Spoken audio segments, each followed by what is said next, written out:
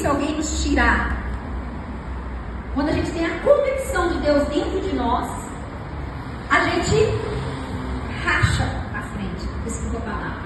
A gente não tem medo, a gente tem coragem, a gente vai. Porque a gente tem a revelação do Espírito de Deus dentro de nós. Vem as lutas, vem as vozes que dizem: nossa, você, seja qualquer área da nossa vida, seja na igreja, seja no trabalho, seja na família, seja onde a gente estiver, quando o Espírito Santo de Deus nos revela a vontade do Pai, a gente tem força interior. Porque a nossa força não vem do lado de fora, do que conquistamos. A nossa força vem de dentro. Porque o Espírito de Deus nos assiste em todo momento. Por isso, quem não tem o Espírito de Deus não é dele. Nós devemos buscar todo o tempo o Espírito Santo, para que Ele nos assista em nossas fraquezas, nas nossas lutas e até mesmo nos nossos pecados. Porque muitas vezes o pecado se torna parte da nossa vida. Ele costuma ser comum em nossa vida. Então nós precisamos da revelação de Deus, para que possa trazer dentro de nós o espírito do arrependimento e o temor do Senhor, que nos afasta do mal. Sem o Espírito Santo não há salvação. Eu achei também o Senhor falando aqui que Ele nos abençoou com toda sorte de bênção nos lugares celestiais. O Senhor Jesus na cruz do Calvário, Ele liberou sobre nossas vidas todas as bênçãos, seja familiar, financeira, espiritual, saúde. Nós temos diante de nós tamanha nuvem de bênção.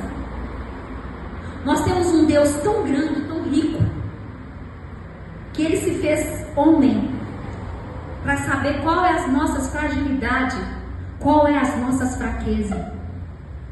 Quando erramos, a gente não tem que ter medo de falar para Deus que pecamos. Ele não está nos condenando pelos nossos pecados, pelos nossos erros. Ele é tão grande que hoje nós temos diante de tantas lutas, pecados, que Ele não nos acusa, Ele não nos condena. O pecado que Ele nos condena é aquele pecado que não tem arrependimento e que não é confessado. Mas quando a gente peca e confessa e deixa o pecado, a gente acha o favor do Senhor na cruz. Porque Ele foi tão amoroso, foi tão amado, nós somos tão amados por Deus, que Ele nos perdoa quando há realmente uma sinceridade. Nós vemos Pedro, quando negou Jesus, e Jesus ressuscitou, veio até Pedro e disse: Pedro, tu me amas? Tu sabes que eu te amo, Senhor. O Senhor sabia da alma ferida, do sentimento ferido de Pedro, que o Senhor, como Pedro negou 3 vezes, Jesus perguntou para Pedro 3 vezes: tu sabes que eu te amo, Senhor? Porque às vezes as nossas almas estão feridas e o Espírito Santo quer curar nossa alma. Eu costumo dizer que às vezes há feridas de infância que desencadeia na maturidade. A gente vê povo hoje nas drogas, mulheres que esteve muito tempo com sua família, mulheres que cuidavam da sua casa, do seu marido, do seu trabalho, e de repente você olha e fala: nossa, aquela é a fulana. Às vezes ela carregou um peso tão grande de um abuso, de um sentimento a vida inteira, de uma insatisfação, e não houve uma cura. E aquilo com o tempo vai minando a satisfação da vida, ou uma perca que não foi curada, um luto que não foi chorado, uma criança abandonada, vai sobrevivendo, mas chega uma hora que a pessoa não consegue segurar a dor dentro dela. É quando ela estoura, pá, e ela não sabe o que fazer, porque não foi tratada, não foi curada. Mas nós temos aqui um Deus amoroso, capaz de sondar corações e provar os nossos pensamentos, se nós deixarmos o Espírito Santo trabalhar em nossas vidas, nós seremos cada dia mais parecidos com o Pai, aonde Satanás vai olhar e não vai conseguir nos pôr como tapete. Porque quanto mais chegamos para a verdade nos liberta. Então aqui nós vemos a palavra de Deus nessa noite, que Ele nos abençoou com toda a sorte de bênção nos lugares celestiais. Nos lugares. O que é lugares? São lugares, né, pastor? São lugares, são muitos lugares. Ele não falou num lugar, são lugares. Ele nos abençoou com toda a sorte de bênção nos lugares espirituais. Qual é a vitória que você precisa de Deus nessa noite? O que você precisa do Senhor nesta noite? O que você deseja, o seu coração deseja nessa noite? Ele já te abençoou com toda a sorte de bênção nas regiões celestiais. E como você alcança as bênçãos do Senhor nas regiões celestiais? É como um tesouro, temos que cavar. Só que a gente, né, pastores, a gente não, no mundo espiritual, a gente não cava com a pá, não é verdade? A gente cava em orações, em propósito, em fidelidade, em temor, nas entregas, confiando que vai cavar e uma hora na oração vai ser revelado o nosso propósito. Uma vez, um testemunho, eu sempre quis muito um carro importado. E naquela época todo mundo ria de mim, sabe, pastor? Coitado, nunca vai ter. Aí, pastor, eu comecei a orar. E todo mundo zombava de mim, porque era uma coisa muito impossível. Naquela época tudo era muito difícil. E eu lembro que um dia eu fui ao culto. E eu saí do culto, todo mundo tinha comprado carro. E eu lembro que eu olhei para o céu, já estava orando, buscando. E quando a gente, pastor, a gente às vezes é cristão, a gente ora e ora, o trem não consegue, o ímpio vai lá e faz. Aí você vai falar, poxa, meu pai, eu estou aqui buscando fiel, o outro ali está fazendo tudo que não presta, eu já abençoou, misericórdia. A gente não é qualquer um. Nosso Pai, Ele sabe a hora certa de nos abençoar.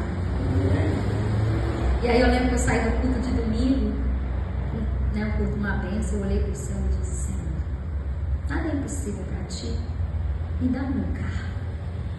Passou uma semana, naquela hora que eu falei, sabe, pastores, é como se eu tivesse visto o céu se abrir, a nuvem descendo, e eu senti tanta firmeza, tanta paz, que não demorou um mês, eu estava com o meu carro importado.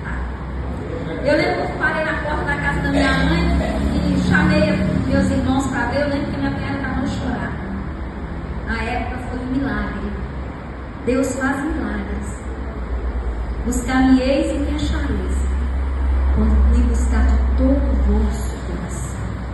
Sereis achados de vós, disso, Senhor. Não há impossibilidade nas promessas de Deus. Não há nada impossível para nós. Desde que seja feito a vontade dEle. Porque Deus faz segundo a sua vontade, não a nossa. E tudo há um propósito de Deus na nossa vida.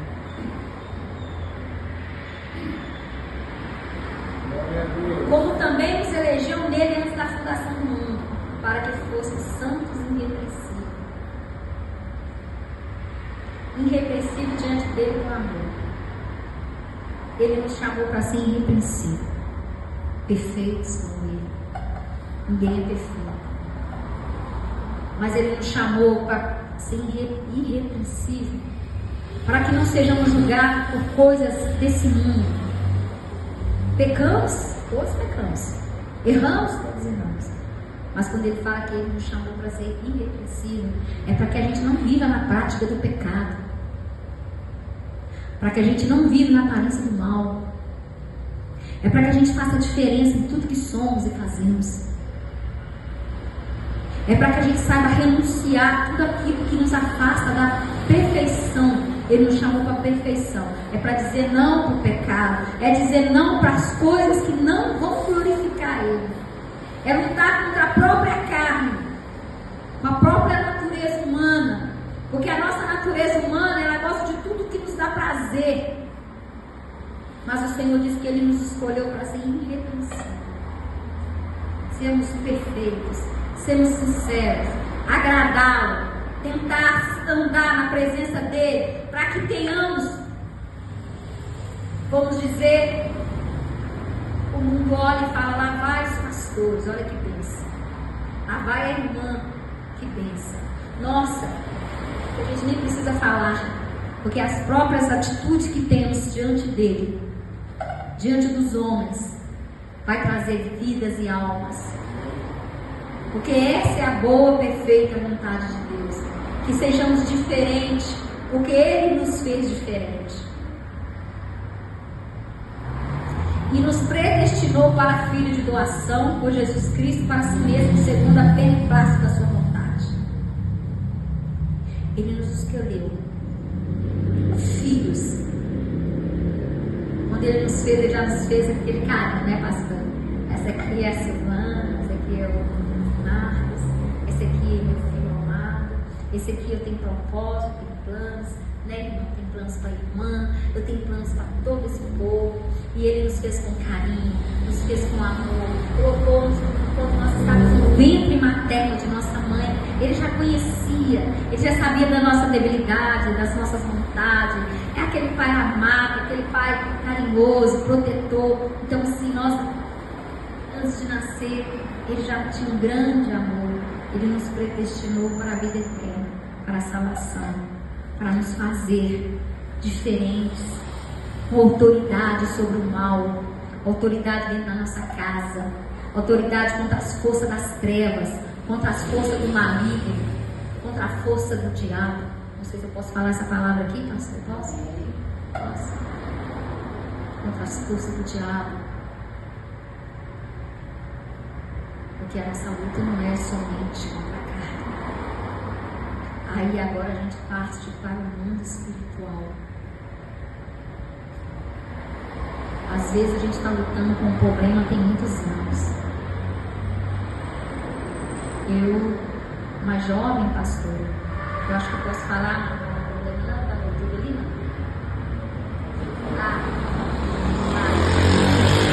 eu, uma jovem, eu tinha 18 anos e eu tinha muitos problemas espirituais na minha família, na minha casa. Meu pai era um homem bem sucedido e começou a fazer escolhas de sociedade. Sociedade nunca foi meia só no pé. E meu pai começou a fazer sociedade, tinha um bom emprego, e deu tudo errado. E na casa do meu pai havia muitos trabalhos de macumba. E lá em casa, na época, era aquele negócio de ver trabalho de macumba, pastor, na rua, levar para dentro de casa, tomar a champanhe, e foi. Aí na casa do meu pai, na época, havia muita pulga, muito piolho. A miséria tomou conta de tudo. E meu pai gritava à noite e caía da cama e arrastava com cobra. E ninguém entendia naquela época. Naquela época o mundo espiritual não era conhecido tanto. E eu herdei um pouco disso. Eu dormia, eu via vulto, eu não conseguia prosperar. Eu era uma jovem pastora que só recebia resto de roupa de pessoas. E era uma luta incrível. E quando o Senhor me chamou,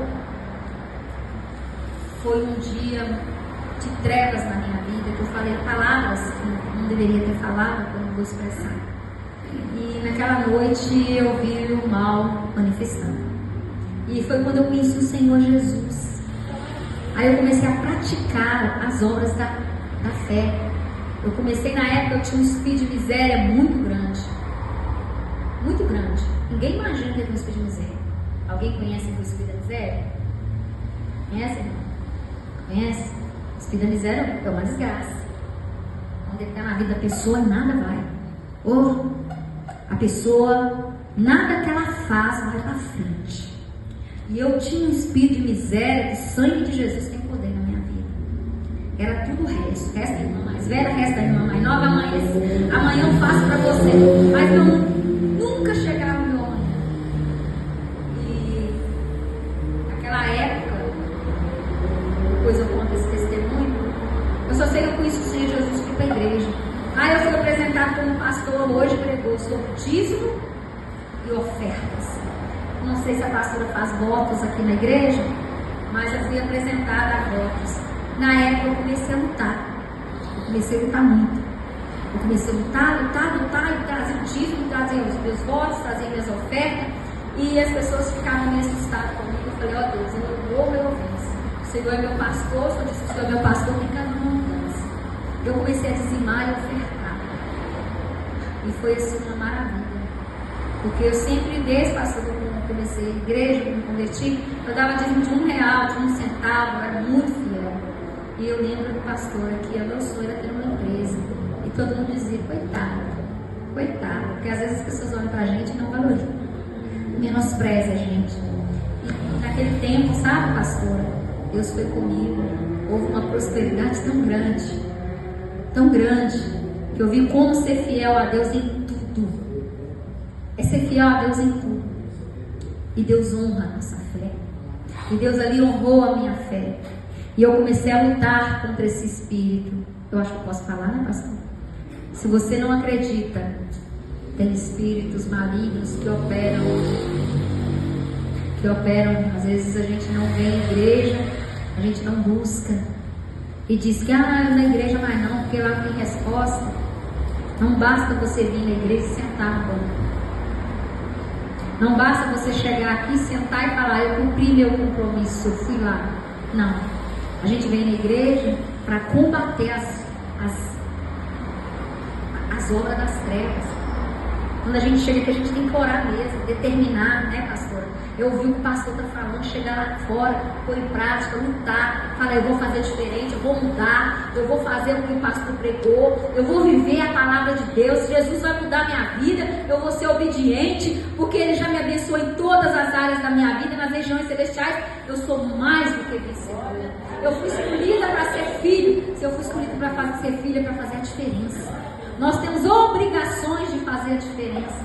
É lutar. Eu lembro quando o pastor, mas a pastora veio para cá, eu vim aqui umas vezes, e eles na guerra, né, pastor? Ali não, eles perseveraram. E Deus tem honrado a perseverança. Eu admiro os dois, né? Gosto muito do pastor e da pastora, que eu respeito eles muito, e eles respeito que eles me dão, e sei que posso contar com eles. Então a igreja é um lugar de guerra. Lá fora é lugar de guerra, aqui na igreja é lugar de guerra. Porque quando você vem aqui, o inimigo vem atrás de você. E aqui dentro você tem que ser coluna. É ser filho. É tomar posse. Então não adianta a minha igreja e achar que vir é apenas um compromisso. Não é vir lutar, tomar posse e ser cada dia melhor. E no predestinou para filho de doação por Jesus Cristo para si mesmo, segundo o beneplácito de sua vontade, para o louvor da glória de sua graça, pela qual nos fez agradáveis a si no amado, em quem temos a redenção pelo seu sangue, remissão das ofensas segundo a riqueza da sua graça. Ele nos fez para o louvor.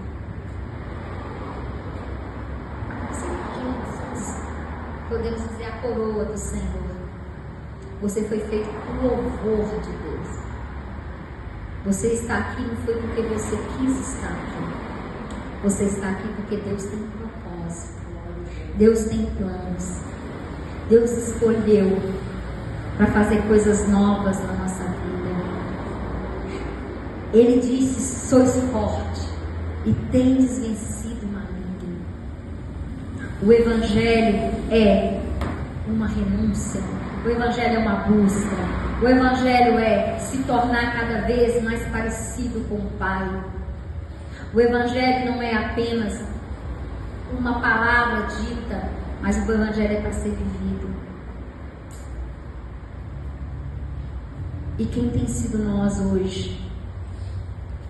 Um Evangelho sem vida, de palavras vazias.